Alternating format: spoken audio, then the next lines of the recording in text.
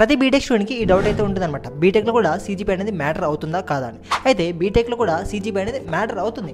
ఎందుకంటే నువ్వు ఒక కంపెనీ ప్లేస్మెంట్లో పార్టిసిపేట్ చేయాలంటే the first main eligibility criteria వచ్చేసి సీజీపీ అనమాట. ఒక్కో కంపెనీకి ఒక్కొక్క కట్ ఆఫ్ సీజీపీ అనేది ఉంటుందన్నమాట. లైక్ 7.5, 8 సీజీపీ అంటే కంపెనీని బట్టి సీజీపీ అనేది వేరీ అవుతూ ఉంటుందన్నమాట. సో కంపెనీలో సీజీపీ అనేది ఖచ్చితంగా మ్యాటర్ అనేది అవుతుంది.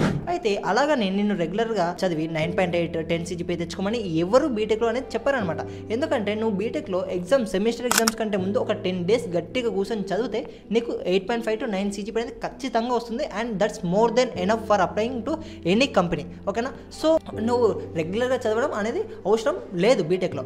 అండ్ నువ్వు నీ యొక్క స్కిల్స్ పైన కూడా ఫోకస్ చేయడానికి నీకు చాలా టైం అనేది ఉంటుందన్నమాట.